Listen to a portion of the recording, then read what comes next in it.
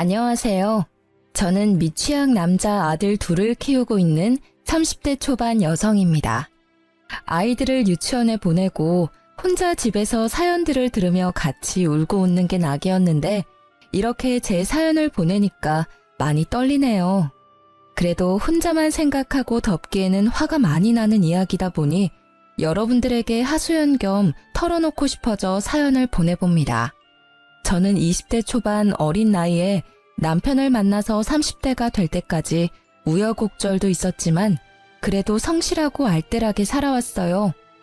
남편은 저보다 나이가 8살 많은데 사실 제가 집안 형편이 어려워 고등학교만 졸업하고 남편이 하는 고깃집에서 알바를 오래 했거든요.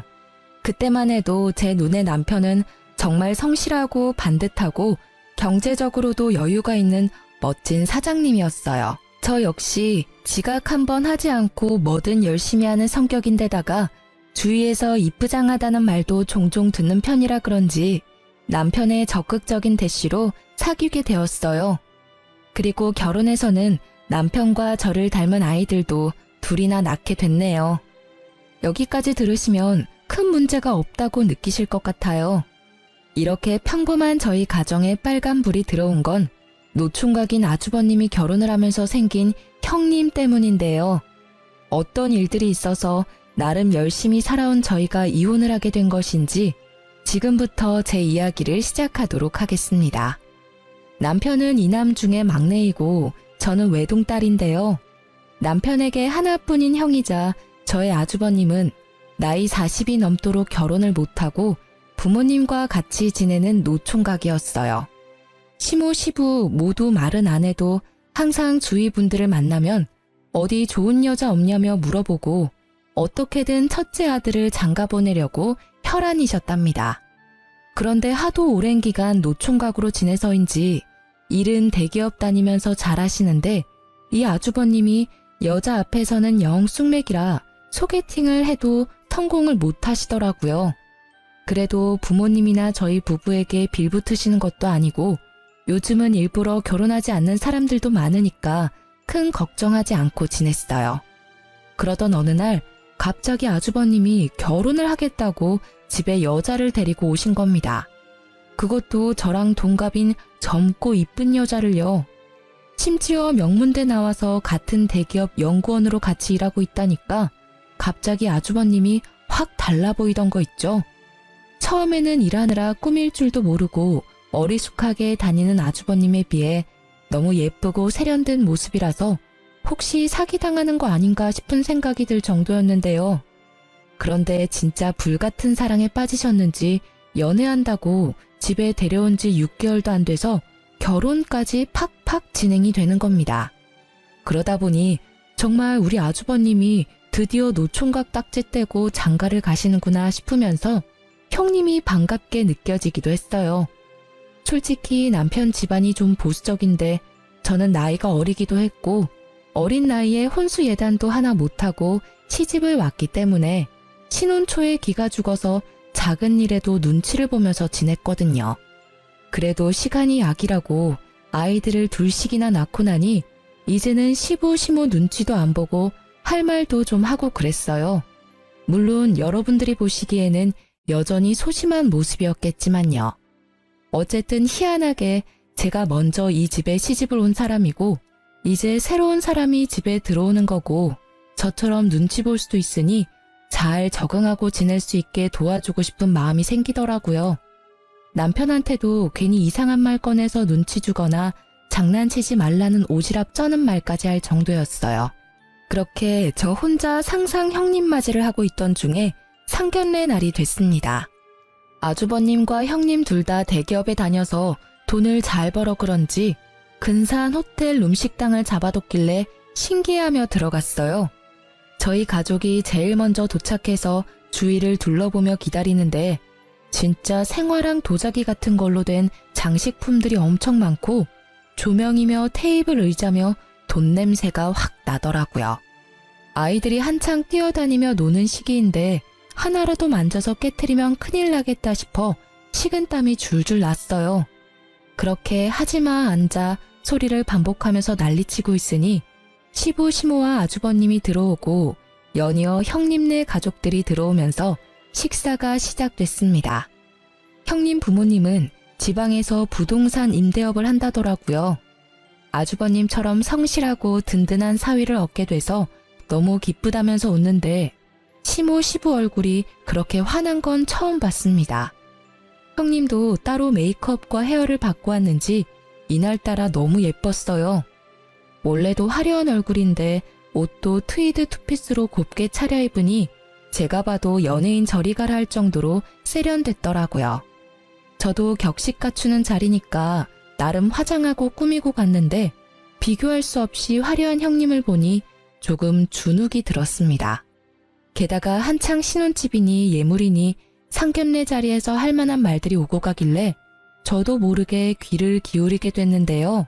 구두쇠 시모 시부가 귀한 딸 며느리로 보내주시고 형님에게도 우리 집에 시집와줘서 너무 고맙다며 예물은 자기들이 꼭 좋은 걸로 해주고 싶다고 하는 겁니다. 순간 듣는데 뭔가 가슴이 찌릿하더라고요. 그도 그럴 것이 저희 부부가 결혼할 때만 해도 제가 고졸에 친정도 못 산다는 이유로 무조건 간단하게 다 생략하고 넘어갔기 때문에 상견례도 동네 한식집에서 대충 하고 넘어갔거든요. 예물도 너희 알아서 하라고 해서 남편이랑 저랑 18K 결혼 반지 하나만 딱 맞춘 게 다였어요. 물론 다 부부 형편에 맞춰서 하는 거라지만 저랑 동갑인 형님이 이렇게 다르게 결혼을 시작하는 걸 보니 마음이 편하진 않더라고요. 이 와중에 에피타이저부터 시작해서 값비싼 어패류, 갑각류, 보양식까지 주르르 코스로 들어오는데 밥 안 먹고 놀겠다고 자꾸 자리에서 일어나는 아이들을 붙잡고 있자니 음식이 코로 들어가는지 입으로 들어가는지 모를 것 같았습니다. 이 와중에 남편은 강 건너 불구경하면서 시모 시부랑 같이 하하호호 아주버님과 형님을 칭찬하면서 웃고 있는데 섬에 혼자 남겨진 것처럼 갑자기 마음이 너무 외롭더라고요. 그래도 이날은 아주버님과 형님이 주인공인 상견례 자리니 신경 쓰지 말고 밥이나 먹고 가자는 마음으로 웃으며 있었는데요. 이런 제 마음을 아는지 모르는지 이 형님이 자꾸 말을 거는 겁니다. 말씀 많이 들었어요. 재수 씨가 있는데 너무 착하고 아이들도 잘 키우고 잘 사신다고요. 저랑 나이가 같다고 들었는데 제가 뭐라 불러야 할지. 아이고, 나이가 무슨 상관이야. 네가 손윗 사람인데. 아가, 네가 동서라고 부르고 둘째 너는 형님이라고 부르면 된다. 알겠지? 친하게 지내는 것도 좋지만 동갑이라고 예의에 어긋나면 안 된다. 사부인, 제가 중간에서 교통정리를 잘할게요. 너무 염려하지 마세요. 중간에서 툭툭 끼어드는 시모가 너무 얄미웠어요. 그래도 좋은 자리니까 참을인을 마구 마음속에 새겼죠. 그런데 시모보다 더 짜증나는 건 눈치 없는 형님이었어요. 아주버님한테 못 들은 건지 뭔지 자꾸 고졸인 저한테 무슨 과였냐고 물어보질 않나. 어디서 많이 본 얼굴이라고 자기 친구가 다닌 학교 혹시 나오지 않았냐고 물어보질 않나. 그냥 슬슬 넘어가려고 했는데 굳이 꼬치꼬치 따져서 제 입에서 결국 고졸이라는 말이 나오게 하는 겁니다.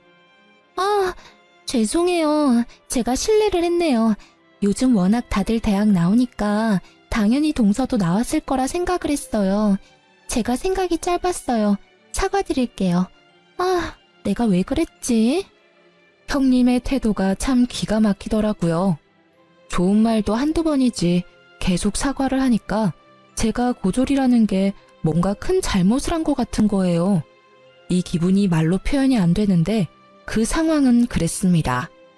살면서 제가 고졸이라는 것에 대해 큰 불편함이나 부끄러움은 없었어요. 제가 대학교를 가지 않았다고 해서 열심히 살지 않은 건 아니니까요. 그런데 형님 반응도 너무 웃기고 시부, 시모 다 있고 형님 부모님까지 있는 데서 이렇게 제 학력이 화두에 오르는 건 아니라는 생각이 들었죠. 그래서 남편한테 중간에서 중재 좀 하라고 눈치를 줬는데 들은 척도 안 하고 밥만 먹고 허허 웃고 있는 거예요. 순간 얼마나 짜증이 나던지 명문대 나온 형님이랑 고졸인 제가 동갑이라는 이유만으로 이렇게 묶여서 마음이 불편해지는 게 진짜 너무 싫고 화가 났어요. 그렇게 찝찝한 마음으로 집에 와서 아이들을 재우고 한숨 돌리는데 상견례 일이 자꾸 생각나면서 울컥하더라고요. 그래서 남편한테 얘기 좀 하자며 맥주 한 캔을 땄습니다. 여보, 오늘 어땠어? 아주버님이랑 형님 상견례 말이야. 어떠긴 뭐가 어때? 사돈 뗄 분들 인상도 좋은 것 같고 지방에서 그 정도 사업할 규모면 돈도 좀 있는 것 같고 우리 형 이제 인생 좀 피나 잘 됐다 이런 생각 들지. 나는 오늘 너무 짜증났어. 알아? 나 혼자 애들 둘 데리고 낑낑대면서 밥도 잘 못 먹고 난리인데 당신은 혼자 밥 잘 먹고 웃고 떠들고 행복해 보이더라. 그리고 그 여자 아주버님이 말해서 뻔히 아는 거 아니야? 나 고졸인 거. 거기서 내 얘기가 왜 주가 되는 건데 너무 웃기지 않아? 아, 몰랐겠지. 당신 이렇게 민감하게 구는 거 자격지심이야. 그리고 누가 밥 먹지 말랬어? 그러니까 내가 애들 장모님한테 맡기고 가졌잖아. 자기가 꾸역꾸역 애들 데리고 가놓고는 왜 나한테 그래? 맨날 무보수로 우리 엄마한테 애 맡기는데 미안하지도 않아 당신은? 내가 용돈 좀 드리자니까 당신이 한사코 말렸잖아. 엄마 허리도 아프고 손목도 아프고 애들 보느라 안 아픈 데가 없대. 우리 엄마 아빠도 그렇거든? 나이 들면 다 그래. 화가 나서 남편한테 상견례 때 짜증났던 일들을 말하다 보니까 평소에 남편에게 쌓였던 불만들이 같이 터졌어요. 남편이랑 고깃집을 같이 보느라 아이들 둘을 친정엄마가 자주 봐주셨는데 남편이 워낙 짠돌이라 눈치를 주는 탓에 용돈 한 푼 맘 편하게 챙겨드리지 못해 죄송했거든요. 그러다 보니 순간 나도 이렇게 살아서는 안 되겠다 싶고 형님처럼 대기업에 취직하지는 못하더라도 경제적으로 자립을 좀 해야겠다는 생각이 들었습니다. 그래서 학교 다닐 때부터 관심은 많았지만 형편 때문에 못했고 결혼해서는 아이들을 키우느라 미뤄두었던 파티쉐 공부를 해야겠다고 선언을 해버렸죠. 제 말에 남편은 쓸데없는데 돈 쓰지 말고 가게 일이나 더 열심히 하라고 했지만 자극받은 저를 말릴 순 없었습니다. 평소에 아이들 등원시키고 가게 나가기 전에 쉬던 오전 시간에 학원을 다니면서 저도 제 삶을 좀 열심히 꾸려보기로 했어요. 시간이 흘러 어느 날 명절이었습니다. 형님은 일이 있어서 당일에 온다면서 저보고는 전날에 와서 음식할 리스트를 알려주더라고요. 너무 익숙한 일이라 애들 데리고 또 가서 낑낑대며 요리를 했어요. 그래도 첫 명절이라 형님이랑 아주버님이 선물을 많이 사왔더라고요. 얼핏 봐도 명품 쇼핑백들이 한가득이라 돈 꽤나 썼네 싶었습니다. 원래 아주버님은 명품의 명자도 모르는데 형님 취향이 잔뜩 반영된 선물이구나 생각이 들었죠. 그렇게 제가 만든 음식으로 올린 다과상을 받아들고 가족들이 모여서 오손도손 이야기를 나누더라고요. 그것까지는 아무 상관이 없었는데 형님이 가족들에게 선물을 하나하나 나눠주면서 현타가 세게 왔습니다. 이상하게 제게 주는 가방이 제일 크더라고요. 시모랑 시부가 그걸 보고 너무 돈 많이 쓴 거 아니냐면서 걱정할 정도였고 저도 뭔가 싶어 조금 설렜어요. 그런데 선물의 정체를 알고 진짜 찝찝한 마음이 들더라고요. 형님이 조심스럽게 꺼낸 건 중고 명품 가방이었는데요. 다른 가족들에게는 홍삼이니 보약이니 명품 가방에 스카프를 줘놓고 저한테는 자기가 몇 번 안 뜬 거라면서 중고 가방을 준 거였습니다. 물론 저도 압니다. 명품은 중고라도 값어치 있다는 거. 그런데 잘 모르는 제가 봐도 손잡이며 바닥이며 흠집도 많고 떼탄 부분도 많아서 가치가 없겠더라고요. 아무리 좋은 거라고 해도 남이 쓰던 거라면 찝찝해하는 게 제 성격인데 상태도 완전 좋은 게 아니니까 싫었어요. 그래서 선뜻 받지를 않고 있으니까 형님이 눈치를 채더라고요. 아, 동서랑 잘 어울릴 것 같아서 들고 온 건데 제가 진짜 몇 번 안 쓴 거예요. 싫으세요? 제 스타일이 아니라서. 아니에요, 형수님. 이 사람이 명품 볼 줄 몰라서 그래요. 이거 딱 봐도 몇백 하는 거잖아요. 고마워요. 잘 쓸게요. 당신은 명품인데 무슨 스타일을 따지고 그래. 잘 알지도 못하면서. 왜 그래? 나는 취향도 없어. 형님, 마음은 감사한데 제가 쓸 일이 잘 없을 것 같아서 그래요. 감사히 받은 걸로 할게요. 둘째, 그만해라. 애써 신경 써준 사람 무한하게 받지도 않고 뭘 받은 걸로 한다 그러니? 그리고 헝거 줬다고 그러는 것 같은데 첫째가 나한테 미리 물어봤어. 그래서 내가 너는 알뜰해서 괜히 비싼 거 새 거 주면 부담스러워서 싫어한다고. 그냥 쓰던 거 헝거 줘도 된다고 내가 그랬다. 괜히 오해하고 그러지 말어. 아니 어머님, 저 오해 안 해요. 그런데 제가 무슨 헝거를 좋아해요? 저 알뜰한 건 맞는데 새 것도 좋아해요. 왜 그런 말씀을 하셨어요? 진짜 얼척이 없더라고요. 이야기가 커지니까 중간에서 아주버님이 당황해서 가방을 주섬주섬 들어 챙기는데 괜히 죄송하기까지 했어요. 형님은 또 계속 저한테 죄송하다고 그러는데 저만 또 중간에서 쓸데없이 예민한 사람 된 것 같고 다른 가족들 보기에도 민망해서 못 앉아 있겠더라고요. 그래서 가방 주시라고 잘 쓰겠다고 하고 받아뒀어요. 그래도 마음이 답답해서 잠시 바람 좀 쐬고 오겠다면서 아이들을 데리고 근처 놀이터에 가서 좀 놀아주고 왔는데요. 저보고 헝거 좋아하니까 헝거 주라고 말했다는 시모도 화났지만 그 상황에서 대놓고 저에게 면박을 주던 남편이 더 짜증났습니다. 생각해보면 제가 알뜰하게 살게 된 것도 항상 없는 형편이니 아껴 써라 말하면서 저를 옥죄던 남편과 시댁 때문이었거든요. 그렇게 최저가 검색하면서 아끼고 살아야 되는 건가 보다. 친정이 못 사는 건 안 아끼고 살아서 그런 건가 보다. 어느새 이런 생각을 하면서 제 스스로를 구두쇠로 만들고 있었던 거였죠. 그렇게 10년 가까이 살다 보니까 저는 새 거 말고 헝거 좋아하는 사람이 되어 있는 게 너무 어이없지 않나요? 그러면서 정작 자기들은 새 걸로 다 선물을 받고 이 집에서 저만 헝가방을 선물 받는다는 건데 아이러니 하더라고요. 그래도 어쩌겠나 내가 선택한 결혼인데 싶어 마음을 추스렸어요. 그런데 짜증나는 일은 여기서 끝이 아니더라고요. 한동안 아이들이랑 시간을 보내고 다시 시댁으로 들어갔더니 아주버님네가 일 때문에 먼저 간다며 현관을 나서고 있었어요. 형님은 저를 보고 거듭 미안하다며 인사를 하는데 오히려 분위기를 깬 것 같아 제가 미안했다고 인사치레를 했습니다. 그러다 우연히 손을 보는데 홍삼 세트가 들려있는 겁니다. 시모가 명절에 집으로 돌아갈 때마다 선물을 줬기 때문에 이번에는 홍삼 선물이구나. 우리도 저거 받겠네 생각했어요. 그러면서 맨날 돈 아낀다고 싼 거 찾으시는 분이 웬일로 거금 투자해서 저런 걸 다 챙겨주시네 의아하기도 했어요. 그런데 아주버님네가 집으로 돌아간 이후에 남편과 아이들이랑 저녁까지 먹고 일어나는 저에게 시모가 대뜸 치약 세트를 주는 겁니다. 순간 이게 뭐지? 싶어서 쳐다보고 있으니 시모가 입을 열었어요. 너 또 이상한 생각하는 거 아니지? 내가 다 생각해서 주는 거야. 너희 집 식구 많으니까 치약 잘 떨어질 거 아니야. 첫째 내는 머리 써서 일하다 보면 밥도 잘 챙겨 먹지 못하고 건강 걱정돼서 홍삼 줬다. 그러니까 또 질투하고 그러지 말라고.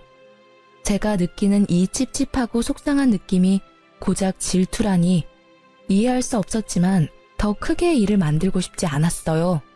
그래서 일단 받아들고 와서 남편을 잡기로 했습니다. 하지만 남편은 역시 남의 편이었나 봐요. 제가 아무리 대놓고 우리를 차별하는 거 아니냐고 속상하다 말해도 오히려 동서는 노총각 형을 데리고 간 귀한 사람이니 자기 엄마가 그렇게 부둥부둥 해줄만 하다면서 저보고 더 오래 시모랑 살아봤으니 무조건 이해를 하라는 겁니다. 그런데 생각해보면 저희도 그냥 마냥 노는 백수가 아니잖아요.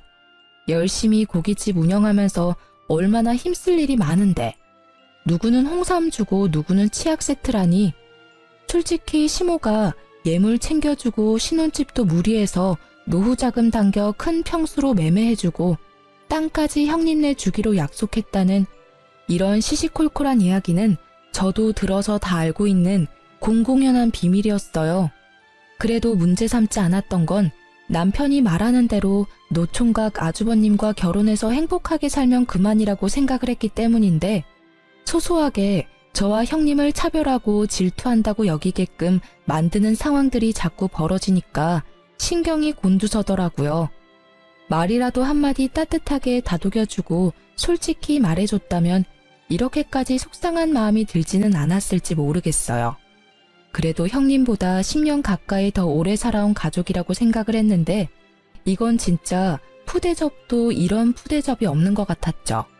그런데 남편이란 놈도 제 입장은 하나도 생각 안 해주고 무조건적인 이해만 강요하고 있으니 욱하는 마음이 생겼습니다.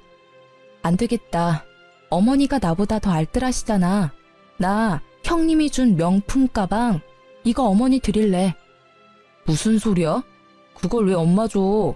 너 쓰라고 준 거잖아. 이상한 소리 하고 있어. 주기만 해 진짜. 남편이 말리든 말든 제 귀에 들리지 않았어요. 그 길로 우체국에 가서 커다란 택배 박스에 형님이 준 중고 명품 가방을 넣고 제 옷장에 있던 낡은 원피스도 몇 장 같이 입으시라고 추려서 택배로 보내버렸습니다. 며칠 뒤에 시모가 전화가 와서 이게 뭐냐고 웬 거적대기를 보냈냐고 묻는데 진짜 웃겼어요. 어머니 필요하신 것 같아서 보냈다고 아직 입을만 하다고 하니깐 어버버거리시는데 뒷일이야 어쨌든 잘 입으세요 하고 전화를 끊었더니 그 뒤에는 연락이 없더라고요. 진짜 통쾌하고 속이 후련했어요. 그 사이 형님은 허니문 베이비가 생겼습니다. 이쁜 애가 하고 시모 입이 귀에 걸렸더라고요. 뭐 어쨌든 생명의 탄생은 항상 축복받을 일이라고 생각해서 진심으로 축하해주고 잘 지내라고 톡을 보내줬어요. 그런데 병원에서 유산기가 있으니 안정을 취하라 했다더라고요. 그래서 일까지 그만두고 집에서 쉬고 있다고 했습니다. 저도 아이 둘을 임신하고 출산하면서 크고 작은 이벤트가 많았기 때문에 형님이 같은 여자로서 걱정이 되더라고요. 그래도 친정도 있고 남편도 있고 애정 쩌는 시모도 있으니 어련히 알아서 잘하시겠지 라는 생각을 했어요. 그런데 어이없게 시모한테서 연락이 오더라고요. 네 어머니 무슨 일 있으세요?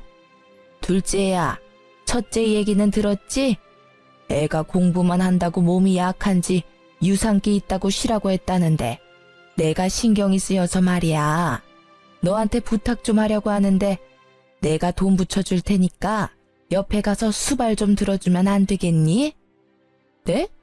수발이요? 저도 일하고 아이들 키우고 해야 하는데 어떻게 해요? 어머니가 가시는 게 맞지 않아요? 아니면 친정 어머니나. 친정이 멀어서 못 올라온대. 그리고 나는 너무 늙고 시어미가 가면 마음이 더 불편하지. 안 그래? 너도 알잖아. 애들은 이제 많이 커서 혼자 잘 있으니까 내가 데리고 있을게.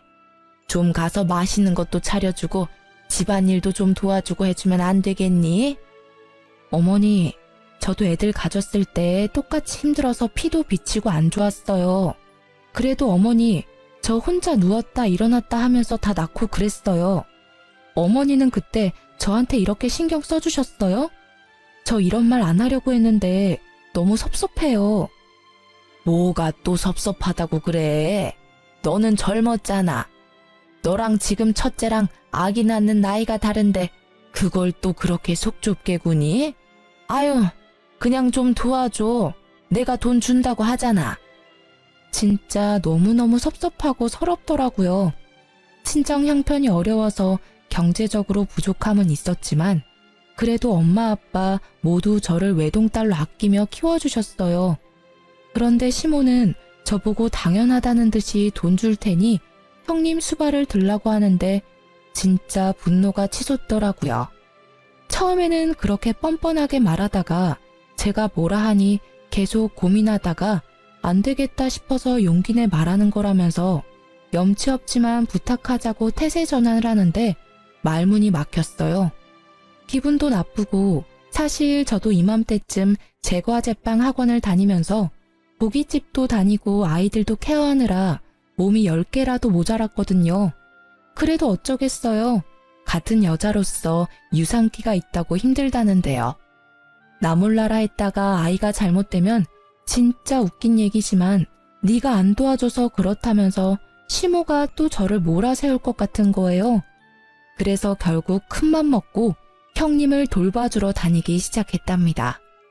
정말 저도 친구가 이랬다고 저한테 이야기하면 바로 미쳤다면서 그러고 왜 살았냐고 뭐라 했을 거예요.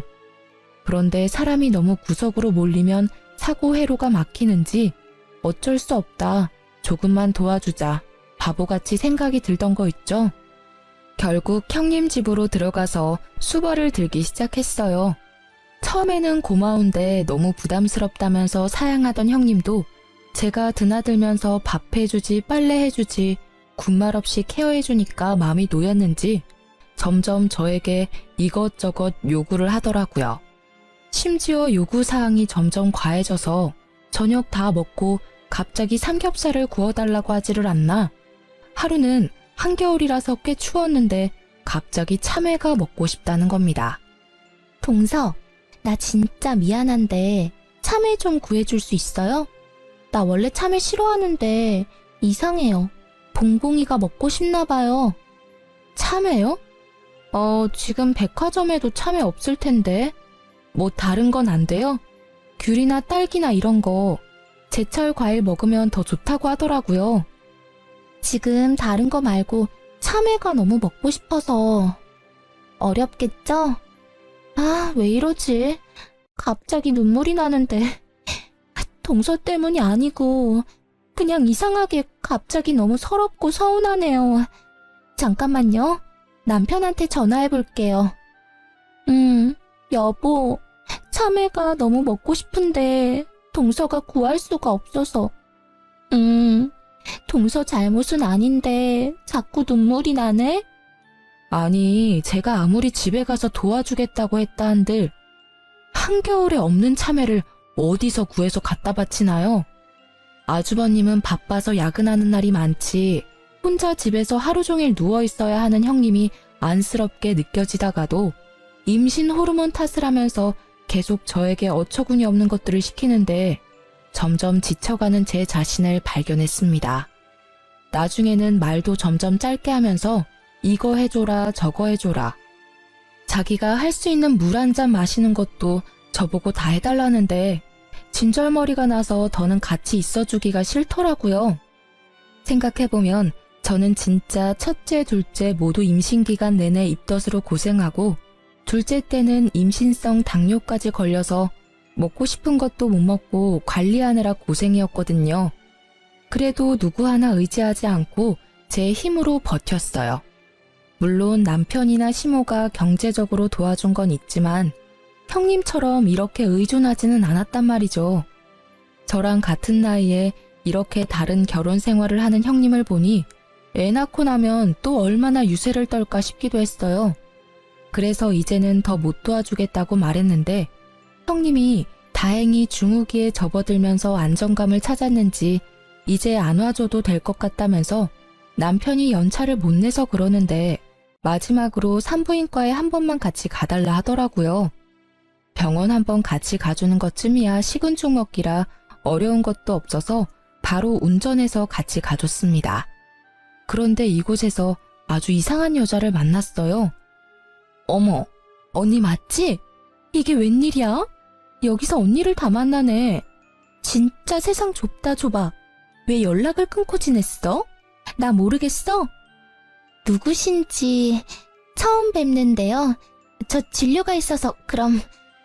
형님을 보고 엄청 반갑게 인사를 하는 여자를 만났는데 얼굴을 보자마자 형님이 허옇게 질려서 자리를 피하는 겁니다. 진료실에 허겁지겁 들어가는 형님을 보면서 여자가 계속 이상하다 맞는데 하고 중얼거리더라고요. 느낌이 쎄해서 모르는 척 하려다가 여자에게 물어봤어요. 혹시 저희 형님을 아세요? 어떻게 아시는 거예요? 아, 예전에 제가 같이 일했던 언니랑 너무 닮아서요. 본인이 아니라니까 아닌 것 같기도 한데. 그런데 목소리까지 너무 닮았는데 신기하네요? 사람이 이렇게까지 똑같이 생길 수가 있나? 그래요? 혹시 명문대 나오셨어요? 아니면 땡땡전자 다니세요? 아니요. 아, 저분은 명문대 나와서 땡땡전자 다니시나 봐요. 에이, 그럼 제가 아는 사람은 절대 아니겠네요. 사람 잘못 봤나 봐요. 저 아는 사람은 그런데 다닐 위인이 아니거든요. 천천히 일해서 돈 버는 건 절대 못해요. 한 번에 확 당겨야지. 제가 초면에 별 얘기를 다 하네요. 그럼 안녕히 가세요. 1, 2분 정도의 짧은 대화였지만 제 뇌리에 그 여자가 확 박혔어요. 여자의 감이라는 거 다들 공감하시죠? 형님이 자기가 아는 사람이 아닐 거라 얘기는 하는데 눈빛이며 손짓이며 형님이 들어간 진료실을 빤히 바라보며 웃는 그 여자의 얼굴에는 뭔가 무언의 확신이 있었어요. 진료실을 나온 형님도 주위를 두리번거리며 아까 그 여자는 갔냐면서 재차 묻더라고요.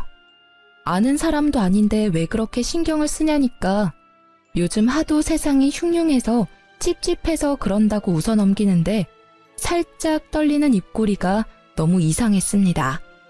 그렇게 집으로 돌아왔는데 아이들이랑 밥을 먹을 때에도 제과제빵 학원에서 수업을 배울 때에도 고깃집 일을 도와줄 때에도 계속 그 여자의 웃는 얼굴이 머릿속에 떠올라 일이 손에 안 잡혔어요.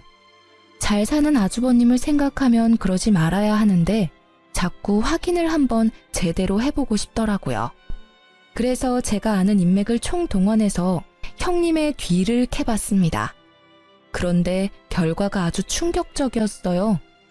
아주버님과 같은 대기업 연구원이라고 했던 형님은 사실 대기업에 들어간 적은 있지만 서류를 조작한 이력서를 내서 입사 2주 만에 쫓겨나고 명문대도 중퇴였더라고요. 심지어 과거 SNS 기록을 뒤지니 대학교 다닐 때 스폰을 받은 이력도 있는 꽃뱀이나 다를 바 없었습니다. 이제야 인사한 지 6개월 만에 번갯불에 콩 구워 먹듯이 빨리 진행된 결혼이 이해 갔습니다. 오래 질질 끌었다가는 시모시부기에 진실이 들어갈까 두려웠던 거겠죠. 사실을 알게 된 이상 저는 가만히 있을 수가 없었어요. 저 혼자 감당하기는 힘들어서 남편에게 바로 털어놨죠. 그랬더니 들은 척도 안 하면서 TV나 영화를 너무 많이 본 거 아니냐고 정신에 병이 있는 거 아니냐면서 저를 타박하는 겁니다. 물론 그럴 수 있다. 나도 믿기지 않는다. 그런데 사실이다. 이거 우리만 알고 덮으면 시모시부 농락하는 것밖에 안 된다고 말씀드려야 한다고 해도 자기 형수 모함하지 말라고 화를 벌컥 내더라고요. 그래서 바로 시모에게 전화해서 사실을 알렸습니다. 나서지 말까 싶기도 했지만 정황상 아주버님은 사실을 모르고 결혼하셨으니까 가족이라면 모른 척해서는 안 되고 그럴 수도 없었어요. 그런데 시모는 제 이야기를 듣더니 남편과 똑같이 제가 질투에 눈이 멀어 제정신이 아니라면서 결정적 증거를 들고 오라고 고래고래 소리를 지르는 겁니다. 제가 100번 양보해서 형님을 질투하고 미워했다면 그렇게 임신해서 힘들어하는 형님에게 가서 수발을 들었을까요? 일부러라도 그런 말이 듣기 싫어서 짜증나고 화가 나도 꾹 참고 형님 앞에서는 티내지 않고 잘 지내려고 했습니다. 그런데 저만 갈수록 이상한 사람이 되니까 너무 답답했어요. 그래도 다들 이렇게까지 진실이 아니라고 하니 그래, 나도 모르겠다. 눈 감아버리자 하는 마음도 들더라고요. 내가 진짜 아주버님 친동생도 아니고 꽃뱀한테 털리면 자기들만 손해지 내가 손해인가? 내 아이들한테 피해만 없으면 돼 마음을 꾹 참아보기로 한 거죠. 10달 채워 아기를 낳았습니다. 저는 그동안 얼굴을 보면 못 참을 것 같아서 일부러 시댁이랑 왕래하지 않고 지냈는데요. 남편이랑도 대면대면해져서 아이들이 없으면 말 한마디 하지 않고 지나가는 날이 많았어요.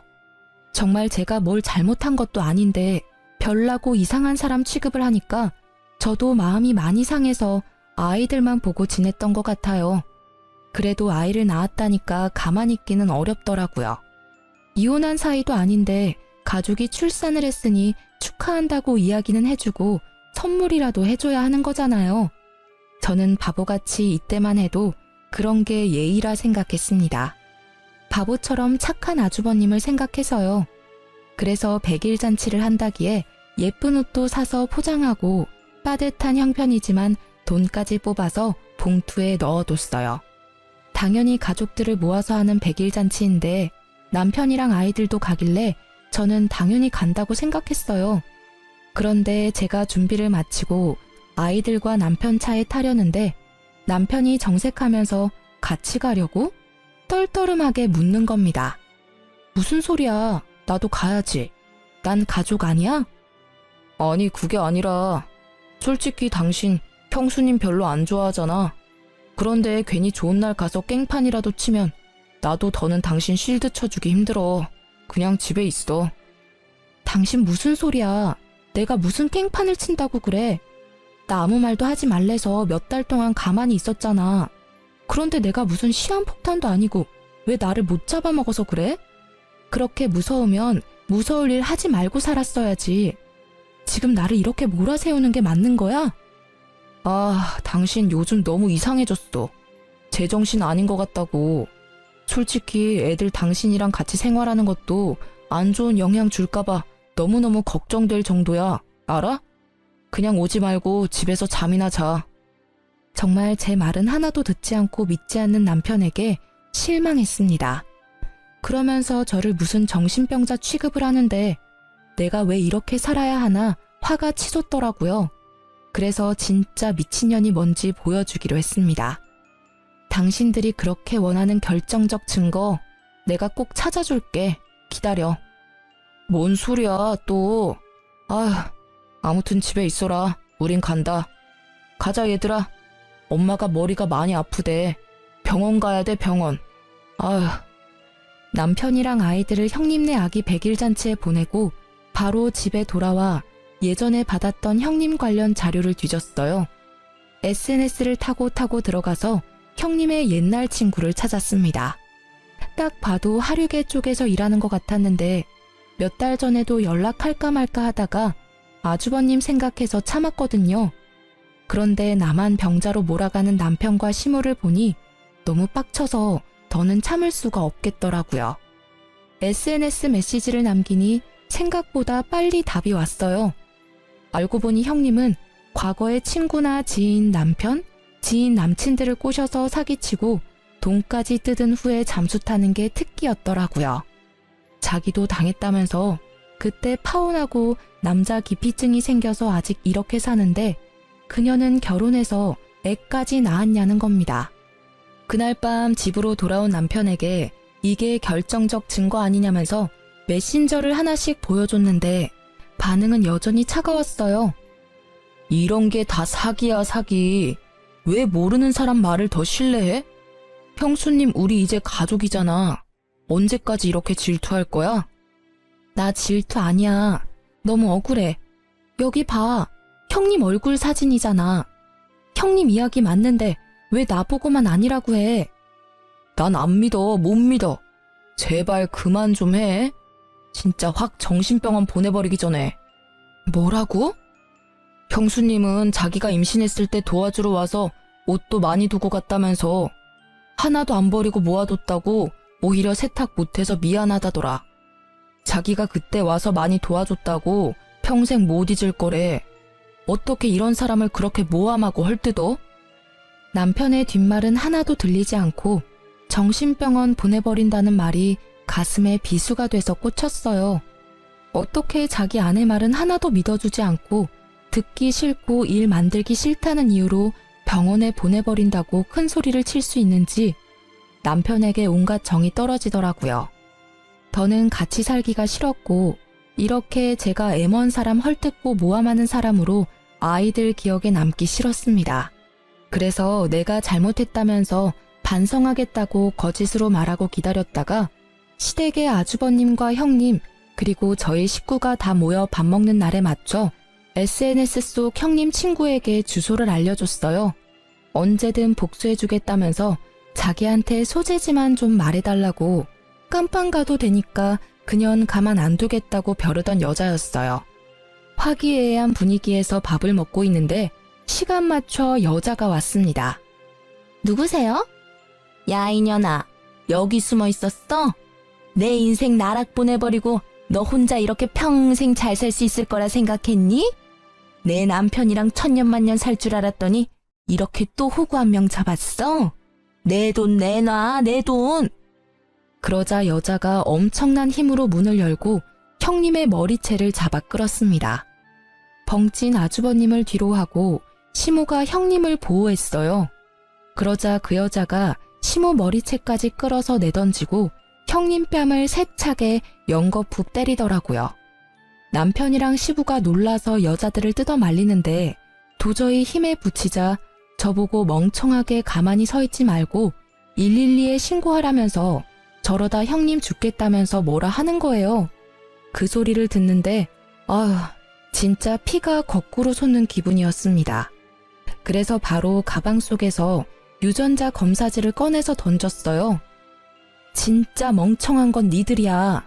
꽃뱀한테 속아서 허우적거리는 거 내가 가족이라고 그래도 알아야 한다고 그러니까 뭐? 사람 정신병자 취급해놓고 결정적 증거를 가져와. 그래서 가져왔어, 결정적 증거. 어디 한번 천천히들 살펴보시던가요. 뭐라는 거야 지금. 당신 진짜 미쳤구나. 이 여자가 그러더라고. 형님한테 쌓인 게 너무너무 많대.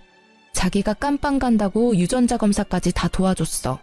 가족보다 낫지 않니? 내가 질투를 한다고? 내가 모함을 한다고? 나는 호구 잡힌 가족에서 빠질게. 이혼해.